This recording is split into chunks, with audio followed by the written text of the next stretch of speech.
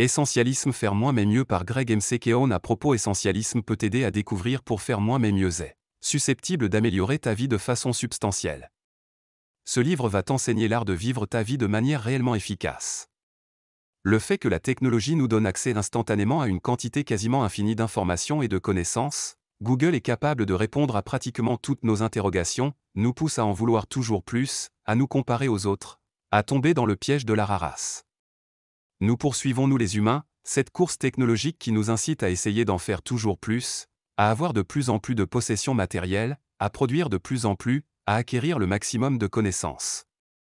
Mais le problème avec cette mentalité du toujours plus est que nous ne pouvons pas tout faire.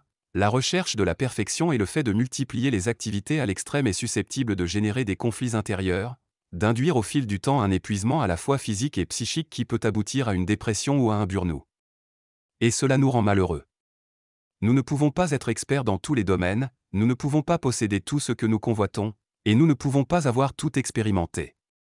Non seulement cela, mais tout posséder et tout expérimenter ne nous rendra pas forcément plus heureux.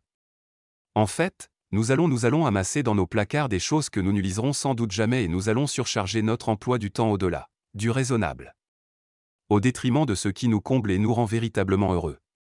Bien sûr, il ne faut pas non plus sombrer dans l'extrême inverse et adapter ce principe à notre personnalité. Au lieu de cela, nous devrions nous concentrer sur ce que nous devons faire pour améliorer notre vie, en nous focalisant plutôt sur ce qui est essentiel à notre bonheur et à notre bien-être. Dans les propos qui vont suivre, vous apprendrez comment faire la part entre ce qui est essentiel dans votre existence et ce qui s'avère accessoire, les activités que vous pouvez arrêter sans que cela ne nuise de manière significative à votre qualité de vie.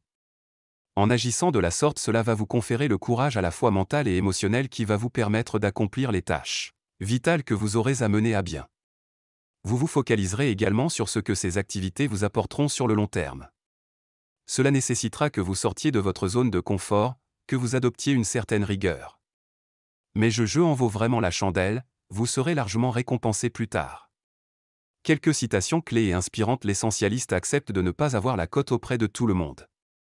Dire non de manière respectueuse, délicate et raisonnable peut avoir un coût social à court terme. Mais l'essentialiste sait à long terme que le respect est plus important que la popularité. Savoir dire non, c'est être capable de se diriger soi-même. C'est absolument essentiel. Comme toute compétence, cela s'apprend. Si vous n'établissez pas vos priorités, quelqu'un le fera pour vous. Le jeu, explique-t-il, améliore la plasticité du cerveau, l'adaptabilité et la créativité. Autrement dit, rien ne stimule aussi bien le cerveau que le jeu. L'augmentation exponentielle ne concerne pas seulement le nombre de décisions à prendre, mais aussi la force et la quantité des influences extérieures auxquelles nous sommes soumis. On a déjà fait couler beaucoup d'encre sur notre société hyperconnectée et la surcharge d'informations qui pèse sur les individus, mais le véritable souci réside dans l'énorme pression sociale que provoquent ces liens d'un genre nouveau. Par le biais des nouvelles technologies, n'importe qui peut donner son avis sur nos activités et nos centres d'intérêt. Nous ne sommes donc pas seulement soumis à une surcharge d'informations, mais bien à une surcharge d'opinion. Lien, obtenir livre, https://amzen.to/2sodlu Les grandes idées 1. Ce n'est qu'à partir du moment que vous aurez accepté le fait que vous ne pouvez pas tout faire, ni répondre par l'affirmative à tout le monde, que vous serez en mesure de focaliser vos actions vers votre pourquoi, vers ce qui compte vraiment pour vous. Dans nos existences quotidiennes, nous devons faire face à une multitude de responsabilités et de requêtes de toutes sortes qui souvent nous submergent. La plupart de ces activités au final ne nous apportent pas grand-chose, elles génèrent même une surcharge mentale et même un stress lancinant. Ce mode de vie nous épuise, cela affecte grandement notre efficacité ainsi que notre qualité de vie. Nous vivons dans un environnement dans lequel la plupart des choses que nous effectuons chaque jour sont insignifiantes. Très peu de nos actions ont une valeur exceptionnelle. Grâce à l'essentialisme, vous serez en mesure de réduire de façon drastique vos activités aux choses qui revêtent un véritable intérêt. Beaucoup de personnes pourtant performantes par ailleurs n'y parviennent pas car elles ne peuvent se résoudre à l'idée qu'elles ne peuvent pas tout accomplir. L'essentialisme se concentre sur 4 axes majeurs. 1. Faites en moins, mais faites-le mieux. La pierre angulaire de l'essentialisme consiste à identifier les choses les moins importantes de votre vie afin de les éliminer et à exécuter les autres de façon méticuleuse. Efforcez-vous de vous fixer un standard de qualité particulièrement exigeant, d'adopter une rigueur supérieure à celle du commun des mortels lorsque vous les exécutez. 2. Rejetez l'idée que nous devons tout accomplir, et déterminez les domaines qui vous motivent vraiment et dans lesquels vous pouvez exceller. L'essentialisme ne consiste pas à faire des progrès insignifiants dans de nombreuses directions. Au lieu de cela, choisissez la voie qui vous convient et accomplissez de grands progrès. Privilégiez ce qui contribue à votre épanouissement personnel. 3. Interrogez-vous constamment et mettez à jour vos plans en conséquence. Déterminez votre pourquoi profond. À l'issue de ce processus de sélection, vous déciderez les choses qu'il vous faut accomplir. Pour ce faire, posez-vous ces questions. Quels sont mes objectifs? Qu'est-ce qui me passionne vraiment? Dans quel domaine suis-je vraiment excellent?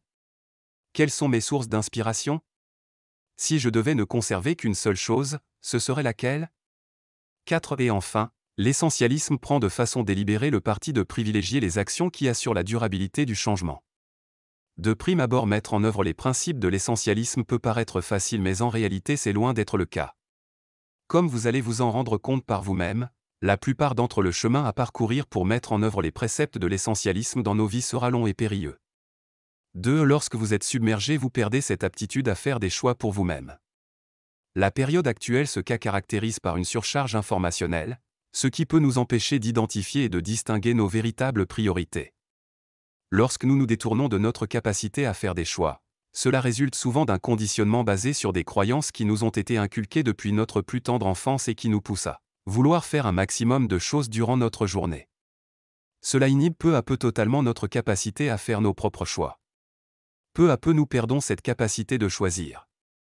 Jusqu'à ce que nos décisions nous soient dictées par les autres ou deviennent la résultante de nos choix passés. Cet exemple va vous aider à mieux comprendre ce concept. Martin Seligman, le père du mouvement de la psychologie positive, avait imaginé en expérience afin de mettre en évidence l'impuissance apprise. Elle consistait à administrer des chocs électriques à des chiens. Tous les chiens disposaient d'un levier et étaient divisés en deux groupes. Ceux du premier groupe pouvaient tirer le levier pour arrêter le choc électrique, alors que lorsqu'un chien du deuxième groupe tirait lui aussi le levier, il ne se passait rien. Ensuite, les deux groupes de chiens ont été placés dans une grande pièce divisée en deux zones via une séparation basse. La première était une zone sans choc, alors que la seconde était une zone avec choc. Les chiens qui ont eu la chance d'expérimenter précédemment la neutralisation des chocs électriques ont choisi de se diriger immédiatement dans la zone sans choc, tandis que l'autre groupe n'a pris aucune décision. Ils avaient appris à être impuissants et s'étaient résignés à accepter leur sort. Si l'on considère les résultats obtenus avec une telle expérience qui se base sur des principes basiques, imaginez ce que cela implique dans le monde des humains, dont une des caractéristiques est une complexité absolument stupéfiante. On peut supputer que les possibilités seront quasiment infinies, et c'est effectivement le cas. Retenez bien cette leçon, nous disposons d'une multitude de leviers susceptibles d'accroître de manière incroyable notre niveau de liberté et notre aptitude à tirer parti à notre avantage de notre environnement. Bien sûr, si à la base nous évoluons dans un univers fertile et riche, c'est encore mieux. Mais même si ce n'est pas le cas, des perspectives vraiment réjouissantes s'offrent à vous, il vous faudra simplement veiller à maintenir vos efforts fixés sur un objectif clairement défini un peu plus longtemps. Au final, vous parviendrez à transformer votre condition actuelle pour cheminer vers une sorte de pays de cocagne. N'est-ce pas merveilleux? À l'instar des chiens, lorsque nous choisissons de nous efforcer de tout faire, en réalité nous renonçons à notre aptitude à effectuer des choix. Nous avons tellement habitué à côtoyer quotidiennement ce sentiment d'être submergé, que beaucoup d'entre nous renoncent à exercer leur capacité à choisir. Lorsque vous avez évolué durant de nombreuses années dans un environnement qui ne vous a jamais incité à exprimer vos choix, vous avez appris à être impuissant. Lorsqu'une personne estime que ses efforts sont vains, elle est susceptible de réagir selon deux manières différentes. Soit elle sombre dans une passivité totale, soit elle devient trop active, acceptant chaque opportunité qui se présente à elle sans vraiment exercer son esprit critique. Il en résulte alors qu'elle ne choisit pas la plupart du temps l'opportunité qui lui convient le mieux. 3. L'essentialiste renonce aux automatismes, il s'efforce de distinguer l'indispensable, l'exceptionnel parmi la masse des choses sans importance. Imaginons que tu aies la possibilité de voyager dans le temps, et que tu doives choisir une entreprise qui te permettra de bâtir une fortune. Serait-ce une entreprise mythique de la Silicon Valley? IBM? Microsoft? Apple? Tesla? Alors que le succès de ces entreprises pourrait en faire des choix évidents pour certains, si ton objectif est d'obtenir le plus grand retour sur ton investissement, une alternative s'imposerait à toi. En effet, il te faudrait choisir la compagnie aérienne Southwest Airlines. Son fondateur est un génie du marketing, il s'agit de Herbert Keller. Né en mars 1931, l'idée qui allait s'imposer à lui comme une évidence survient en 1966. À cette époque, il exerce la profession d'avocat lorsqu'un jour il se retrouve dans un bar avec son ami Rolling King, un entrepreneur texan. L'idée leur vient alors de bâtir une compagnie aérienne qui vendra ses billets 2 fois moins cher que ses principaux concurrents. Southwest Airlines a enregistré un niveau de rentabilité et une croissance exceptionnelle durant une période particulièrement longue. Pour ce faire, elle a mis en œuvre les principes clés de l'essentialisme. C'est-à-dire qu'elle n'a fait que des choses essentielles mais mieux que ses concurrents. Le modèle économique était centré sur la satisfaction du client, des prix bas, une rotation accélérée des avions, l'absence de hub afin de permettre des liaisons sans escale. Ses concurrents ont porté plainte mais les deux associés obtiennent malgré tout une autorisation de vol pour leur compagnie en 1971. Southwest Airlines a scrupuleusement supprimé tout ce qui était accessoire chez la concurrence. S'ils avaient procédé différemment, ils auraient sans doute échoué ou du moins rencontré un succès bien moindre. Herb Keller répétait souvent à son personnel, « Vous êtes là pour servir les passagers. Les faire voler est secondaire. » Lorsque le succès de Southwest Airlines est devenu évident, Continental Airlines a décidé d'adopter une stratégie similaire. Cependant, au lieu de ne conserver que ce qui était essentiel, Continental décidait qu'il était en mesure de tout mener de front. Ce fut une erreur tragique, il n'était pas compétitif au niveau tarifaire. Suite à ces erreurs tragiques, ils ont perdu des millions de dollars. En résumé de ce chapitre, pour un non-essentialiste, tout est important, pour un essentialiste, c'est l'inverse. De nombreuses personnes pourtant particulièrement brillantes et intelligentes n'arrivent pas à atteindre un niveau de contribution supérieur. Elles n'arrivent pas à renoncer à l'idée selon laquelle une immense majorité de ce qu'elles font présente une importance très faible, et que seul un petit nombre d'activités exceptionnelles contribuent à leur réussite et à leur épanouissement. Il n'est pas si facile que cela de se lancer dans la quête de l'essentialisme, loin s'en faut. Durant les dernières décennies, le nombre de choix auxquels nous sommes confrontés a augmenté de manière exponentielle, comme l'a exprimé Peter Drucker à travers cette citation, « Dans quelques siècles, quand notre époque pourra être envisagée avec du recul, l'événement majeur aux yeux des historiens ne sera probablement pas l'apparition des nouvelles technologies, de l'Internet ou du commerce en ligne, mais un changement sans précédent de la condition humaine. » Pour la première fois, un nombre substantiel et toujours croissant de personnes a le choix. Pour la première fois, ces personnes doivent diriger leur vie. Mais elles n'y sont pas du tout préparées. 4. L'art de savoir faire des compromis. Le cheminement vers l'essentialisme consiste fondamentalement à adopter une attitude proactive, à renoncer à vivre sa vie selon des choix par défaut. Au lieu de copier bêtement ses concurrents en desservant toutes les destinations, Southwest Airlines a choisi de façon délibérée de ne proposer que des vols ville à ville. Ils ont décidé aussi de ne pas proposer de prestations de restauration gratuites à leur bord afin de ne pas faire grimper les prix. De la même manière, ils laissaient les passagers choisir leur place au fur et à mesure qu'ils montaient dans l'avion. Ils n'offraient qu'un vol en classe économique toujours avec le même objectif de maintenir des prix bas. L'essentialiste renonce à faire des choix réactifs au profit de ce qui lui apporte le maximum de valeur ajoutée. En quelque sorte, il inclut la notion de rendement dans son processus de décision. En d'autres termes, l'essentialisme consiste à adopter une approche rigoureuse et systématique afin de déterminer où se situe le maximum de valeur lors de l'exécution d'une tâche qui a elle-même été préalablement de manière méticuleuse. 5. L'art de s'octroyer du temps pour soi. Dans le monde d'aujourd'hui, la plupart des gens n'ont pas le temps de s'ennuyer. Nous sommes en permanence soumis à de multiples sollicitations qui accaparent notre attention. Les technologies modernes avec par exemple nos smartphones, nous offrent une richesse de communication et de divertissement encore inégalée dans l'histoire de l'humanité. Les influenceurs et les publicitaires de toutes sortes exploitent à leur profit cette précieuse attention. Les GAFA ont amassé des fortunes en à peine quelques années en tirant parti des failles de notre système attentionnel. Néanmoins, l'ennui et le fait de ne rien faire peut présenter bien des vertus. Pour ce faire, le recours à la méditation présente des bienfaits exceptionnels tant au niveau de notre santé physique et psychique qu'au niveau de nos performances intellectuelles. Je vous recommande le casque de méditation Muse qui vous aidera à vous y mettre et aussi à mesurer vos progrès. Il s'agit d'un outil fantastique, il est associé à une application pour smartphone. Le fait de ne rien faire durant certaines périodes renforce également la clarté de votre pensée et votre intuition, vos choix seront plus judicieux. Vous retrouverez aussi votre calme intérieur. Une manière efficace de mettre en œuvre ce principe consiste à vous allouer un moment de calme durant la journée pour réfléchir et pour pratiquer la méditation. Une partie de ces moments peuvent aussi être alloués à des activités qui vous plaisent vraiment. Lorsque l'on s'autorise un instant de sérénité, il devient plus facile de prendre les bonnes décisions. En effet, lorsque l'on subit trop de sollicitations, on est tendance à être plus influencé par les opinions des autres. Ce temps pour vous va vous permettre de déterminer ce que vous souhaitez vraiment. Lors de ces retraites silencieuses, l'identification et surtout la résolution de vos problèmes vous semblera plus aisée. Fixez-vous chaque jour 1 ou 2 plages dans la journée pour vous adonner à cette activité. Fixez par exemple leur durée totale à un laps de temps compris entre 30 minutes et 2 heures. De grands esprits tels que Newton, Einstein, Ampère et Bill Gates ont utilisé cette technique. Vous vous apercevrez que ce procédé est très puissant. Il contribuera dans une large mesure à votre réussite. 6. Se focaliser sur ce qui compte vraiment pour vous à l'instar d'un journaliste. Cessez de vous focaliser sur chaque détail insignifiant de votre existence et prenez de la hauteur. Un des moyens évidents de dresser une vue d'ensemble de votre vie est de tenir un journal, tout simplement. Le non-essentialiste prête attention à toutes les informations qui se présentent à lui tandis que pour l'essentialiste c'est l'exact opposé.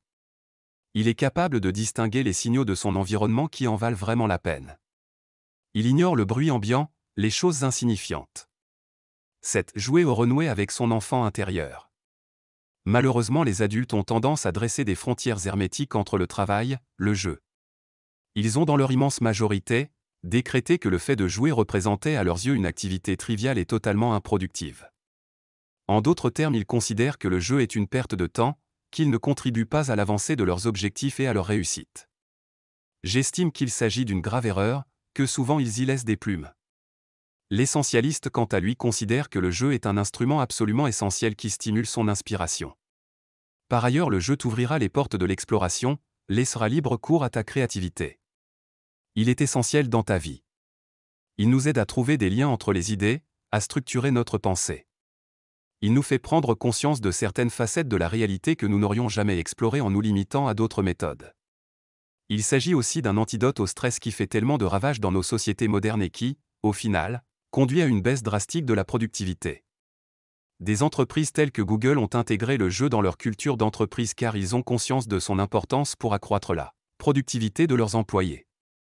Chez Alphabet, le nom actuel de Google, les travailleurs sont autorisés à consacrer une journée par semaine à un projet qu'ils choisissent librement. 8. Dormir suffisamment et ne pas négliger ce précieux atout. Les études scientifiques récentes confirment ce que l'on supputait depuis déjà bien longtemps. Le sommeil revêt une importance majeure aussi bien sur notre santé physique et psychique que sur nos facultés intellectuelles.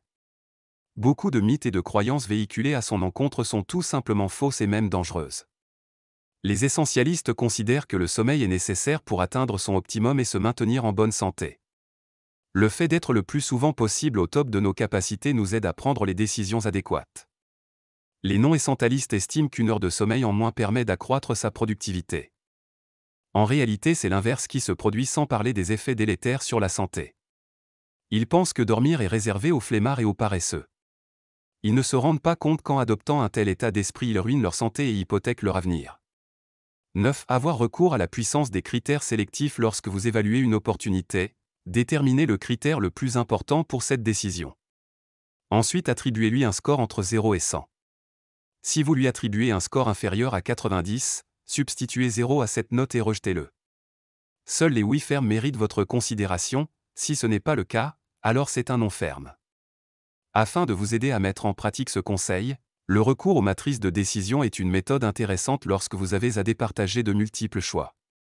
Si vous souhaitez en savoir plus sur les matrices de décision, cliquez pour lire cet article. https://azana.com/fr/ressources/décision-matrix-exemple 10. La clarté est votre pouvoir magique. Lorsque vous naviguez à vue, dans le brouillard, vous avez du mal à définir une stratégie qui vous mènera sur la voie d'une réussite exceptionnelle. Par ailleurs, il devient difficile de prendre les décisions adéquates du fait de la confusion, du stress, de la frustration qui vous gagne. Une intention essentielle satisfait ces 3 critères, elle est simultanément inspirante, concrète, significative et mesurable. 11. Osez dire non de manière diplomatique lorsque vous dissociez la décision de la relation avec la ou les personnes qui seront impactées. Par ce choix, il vous sera beaucoup plus facile de trouver ultérieurement le courage et la compassion nécessaires pour l'annoncer. Focalisez-vous sur les conséquences qu'auront à subir les personnes à qui vous allez dire oui. Avec un tel état d'esprit, il vous sera plus facile de dire non.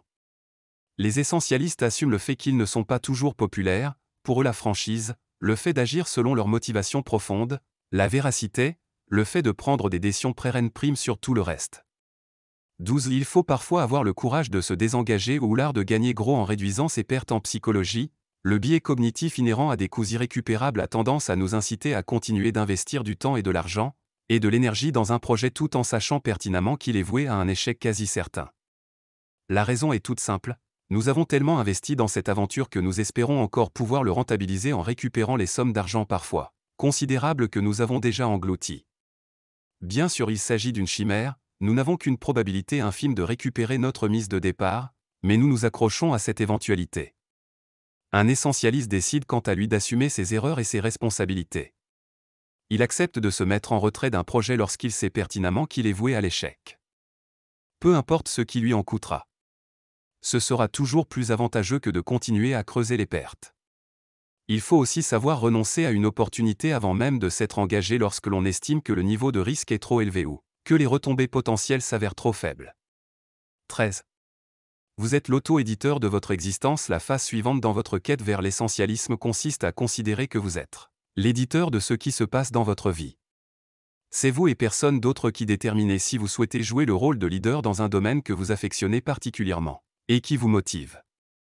Un auteur doit se poser deux questions fondamentales lorsqu'il écrit. Son texte est-il fidèle à sa pensée, à ce qu'il cherche à exprimer? En d'autres termes, est-il authentique? Son texte reflète-t-il ce qu'il souhaite dire de manière suffisamment claire et concise? Le non-essentialiste est un perfectionniste qui estime que pour faire mieux les choses il doit multiplier le nombre de critères et se focaliser sur chaque mot, chaque détail, chaque image. Il n'a pas de vision d'ensemble de la situation. L'essentialiste lui s'efforce de faire moins de choses mais mieux car il estime que cela renforce son niveau d'excellence. Il essaie continuellement d'éliminer le superflu et d'avoir une vision d'ensemble de la situation. 14. Fixez-vous des limites infranchissables. Certaines personnes ont tendance à vous écarter régulièrement de votre quête vers l'essentialisme. Faites une liste des types de requêtes pour lesquelles ces personnes vous sollicitent et auxquelles vous ne souhaitez pas donner suite à moins qu'elles d'une manière ou d'une autre avec vos propres objectifs ou avec votre agenda. 15. Temporiser ou comment gérer l'imprévu. Vous ne pourrez jamais vous préparer totalement pour faire face à chaque éventualité. Lorsque vous définirez un scénario, il y aura toujours une part d'imprévu, d'incertitude. Vous n'y pouvez rien, l'avenir comporte une grande part d'imprévisible. Les essentialistes acceptent ce fait avec réalisme. Ils élaborent des étapes de temporisation afin de pouvoir faire face à l'incertitude inhérente à chacun de leurs projets. 16. Soustraire. Comment éliminer les obstacles. Pour atteindre la connaissance, ajoutez des choses chaque jour. Pour atteindre la sagesse, retirez des choses chaque jour. Lao Tse. Aristote fait la distinction entre trois types de travaux. Le premier est la théorie, l'objectif final étant d'accéder à la vérité. Le deuxième est la pratique, il vise l'action.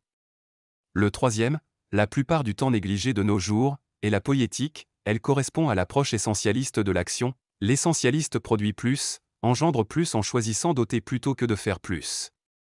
Trop d'individus font malheureusement l'impasse sur l'analyse des efforts qu'ils fournissent. Par exemple, considérons une chaîne de production dans une usine. La demande augmente, le responsable de l'usine décide d'embaucher afin d'accroître la production. Dans le même temps, il recrute des commerciaux supplémentaires. Cette démarche est tout à fait sensée mais elle présente malgré tout un blême. Il serait en effet utile de distinguer les efforts qui produisent des résultats de ceux qui s'avèrent stériles. Voici comment procéder. 1. Définir clairement son intention essentielle avant d'être en mesure d'éliminer les obstacles qui pourraient se mettre sur votre chemin. Vous devez définir clairement l'objectif que vous souhaitez atteindre. Si vous faites l'impasse sur cette étape, tous les changements que vous pourriez mettre en œuvre seraient arbitraires. Donc la probabilité qu'il améliore le processus serait faible et pire encore, il se pourrait même que l'efficacité de la chaîne de production soit dégradée. Lorsque l'on navigue à vue dans le brouillard, nous ne sommes pas capables de détecter les obstacles. Songez au Titanic qui a sombré car il a heurté un iceberg. Supposons que vous soyez copywriter, et qu'un de vos clients vous confie une mission consistant à écrire une série de 10 articles de 3000 mots chacun sur l'affiliation marketing, ainsi qu'un e-book de 15 000 mots sur le même thème. 2. Identifiez le traînard. Au lieu de vous précipiter pour exécuter votre travail, consacrez quelques minutes pour identifier les obstacles susceptibles de vous empêcher d'atteindre vos objectifs. Dressez-en une liste. Ce peut être par exemple des connaissances insuffisantes dans le domaine de l'affiliation marketing, de la fatigue chronique en raison d'un manque de sommeil, un manque d'inspiration, etc. Demandez-vous quels sont les obstacles principaux qui, une fois levés, élimineront la plupart des autres difficultés. 3. Levez le ou les obstacles. Supposons que votre traînard soit une fatigue lancinante liée à un manque de sommeil et à une activité physique insuffisante. Pour y remédier, il faudra commencer à mettre en œuvre des habitudes de vie saines. En l'occurrence, améliorer aussi bien la durée que la qualité de votre sommeil. Et aussi commencer à faire une activité physique quotidienne, par exemple 30 minutes à 1 heure de marche et ou de vélo. Par ailleurs, cela aura des effets bénéfiques sur votre santé, ce qui contribuera à renforcer votre niveau d'énergie à long terme. 17. Progressez le pouvoir des petites victoires. Faites votre cette citation inspirante de Doug Firbaugh. Fais chaque jour quelque chose qui te rapprochera d'un meilleur lendemain. Des études ont mis en évidence que la meilleure source de motivation était fortement corrélée au sentiment de progresser. Comment expliquer ce résultat? Tout simplement parce qu'une réussite même modeste engendre une dynamique positive qui conforte notre foi dans les succès à venir. Dans une structure telle qu'une entreprise, les deux premiers facteurs de motivation interne sont la réussite et la motivation.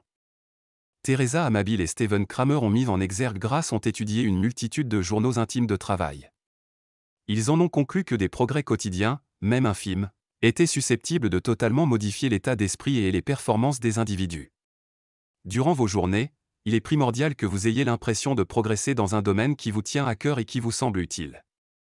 Pensez Y. Ce principe nous enseigne que lorsque vous voulez forcer une grosse victoire, il est judicieux de commencer progressivement, tout doucement, afin d'engendrer une cascade de petites réussites. Dès lors, une réaction en chaîne va commencer à s'initier progressivement, jusqu'à l'avancée décisive. Cette étape fera littéralement décoller votre projet. Des empires ont été bâtis de cette manière. La progression s'effectue presque sans effort, sans friction. Ainsi, on a parfois l'impression de réussir du jour au lendemain, de manière miraculeuse. Ce principe s'applique également aux organisations et aux États. Dans la Silicon Valley, cette idée fait beaucoup d'émules, se concentrer sur le progrès minimum viable. C'est-à-dire qu'une chose réalisée a plus de valeur qu'une chose parfaite. L'objectif, bien évidemment, n'est pas de bâcler ses projets mais d'avancer sans s'attarder sur les détails superflus. Les entrepreneurs parlent de MVP, Minimal Viable Product. Cette notion consiste à bâtir le produit le plus simple possible pouvant répondre aux besoins du client, afin qu'il ait un maximum de valeur à ses yeux. Cette méthode du progrès minimum viable peut très bien s'appliquer aussi à la vie personnelle. Dans ce cas-là, il s'agit de rechercher les efforts susceptibles d'aboutir au plus petit changement possible afin de faire progresser les objectifs que l'on s'est fixés. En agissant de la sorte, vous gravissez chaque marche d'un escalier dont la destination est vos projets, puis vos rêves, même les plus ambitieux. 18. Le flow, le miracle de vos routines. Comme le dit W.H. Auden, chez un homme intelligent, la routine est un signe d'ambition. Le non-essentialiste doit déployer des efforts qui lui demandent énormément d'énergie pour effectuer les choses essentielles, car le superflu est fortement intégré dans son univers quotidien. L'essentialiste, lui, conçoit des routines qui lui permettent naturellement les choses qu'il considère comme essentielles. Le fait d'avoir de bonnes habitudes rend les choses faciles. Cela lève les éventuels obstacles qui pourraient se mettre sur votre chemin. Lorsque vous mettez en œuvre des routines pour accomplir les choses essentielles et importantes, vous n'avez pas à dépenser quotidiennement une précieuse énergie afin de dresser la liste de vos priorités. Vous les accomplissez naturellement, sans même y penser. Lorsque l'on répète régulièrement une même tâche, de nouvelles connexions s'établissent au niveau de vos neurones grâce à la plasticité cérébrale. Jusqu'à en faire des automatismes. Ce même processus est aussi à l'œuvre lorsque vous apprenez de nouveaux mots et de nouvelles connaissances. En plus de l'automatisme, la routine présente aussi un autre avantage cognitif. Les tâches mentales d'une routine, lorsqu'elle est parfaitement acquise, se déplacent vers les noyaux gris centraux de votre cerveau. Cela libère des capacités cognitives susceptibles d'être utilisées pour acquérir de nouvelles routines et de nouvelles connaissances. Les bonnes routines stimulent l'innovation et la créativité tout en vous apportant un surplus d'énergie. D'après des études scientifiques, les routines représenteraient environ 40% de nos activités, d'où l'intérêt de faire en sorte de ne conserver que celles qui sont bénéfiques et stimulantes. Pour ce faire, il faut rechercher le signal associé à chaque habitude qui est à l'origine d'une activité ou d'un comportement néfaste. Par exemple, vous pouvez appliquer ce principe pour diminuer de façon drastique votre consommation de sucre quotidienne. Une astuce efficace, créez de nouveaux déclencheurs et attaquez-vous d'abord aux routines les plus difficiles à modifier lorsqu'elles nuisent à votre efficacité, à votre santé ou à votre bien-être. Par ailleurs, vous pouvez varier les routines en les alternant, afin d'éviter la monotonie. 19. L'importance de la concentration et de l'attention. Cette citation de Thich Nhat Hanh illustre l'importance de se poser cette question. Qu'est-ce qui importe maintenant? La vie n'existe que dans le moment présent. Si nous abandonnons le moment présent, nous ne pouvons vivre pleinement votre vie. Lorsque l'on perd de vue l'essentiel, que l'on relâche son attention, notre efficacité et nos succès chutent de façon drastique. Pour donner le meilleur de soi-même, il faut délibérément se concentrer sur ce qui est important ici et maintenant. Chaque instant passé à nous inquiéter de moments révolus au futur nous éloigne de ce qui importe maintenant. Ne vous est-il pas déjà arrivé de ressentir cette impression étrange que l'écoulement du temps avait changé de nature, que chaque instant avait une saveur particulière, un peu comme si vous aviez atteint une dimension parallèle? Durant ces moments-là vous êtes pleinement concentré, dans un état d'hypnose, vous ressentez les choses de manière particulièrement intense. Un sentiment de profonde plénitude vous envahit totalement, tout ce que vous faites et ressentez a une saveur particulière. Dans la mythologie grecque, le temps chrono désigne le temps physique, le temps que nous connaissons tous. Le temps kéro quant à lui n'est pas linéaire, il est qualitatif. Il ne se mesure pas, il est immatériel et se ressent. Il engendre une autre dimension du temps qui crée de la profondeur dans l'instant. 20. Être, méfiez-vous de la stérilité d'une vie bien remplie. Socrate. L'essentialisme est souvent à la base des plus grandes réussites. Tous les domaines sans exception sont concernés, la science, la technologie, le journalisme, la politique, la finance, le sport, la musique, les arts, la littérature et tant d'autres. Parmi les personnalités historiques citons Gandhi, Steve Jobs, Léon Tolstoï, Warren Buffett. Quel que soit votre domaine d'activité, vous pouvez suivre leur exemple. La quête de l'essentialisme ne vise pas seulement la réussite. Il s'agit aussi de vivre votre existence de manière plus intense, d'échapper au cercle vicieux de la rarasse, de vous donner les moyens de réaliser vos rêves, de vivre en harmonie avec vos aspirations profondes. Si un de vos objectifs est d'atteindre la liberté financière, le fait de vivre de manière essentialiste vous aidera à atteindre cet objectif. Et comme chaque individu est unique, chacun adaptera ses principes en fonction de ce qui lui convient. Rappelez-vous que l'essentialisme ne doit jamais devenir un dogme absolu, il s'agit d'un outil à votre service. Une dernière citation inspirante tirée de ce livre, quand les idées se lient à des émotions vraies, elles vous changent profondément. Les Grecs désignaient la transformation du cœur par le mot « métanoïa ». Lorsque l'on parvient à une telle transformation intérieure, on devient alors une meilleure version de soi-même. La quête essentialiste rejoint de manière évidente la quête spirituelle. Elle aspire à une vie plus riche, au bonheur, à la plénitude. Elle vous réconcilie avec votre âme d'enfant et le fait de s'émerveiller pour un rien.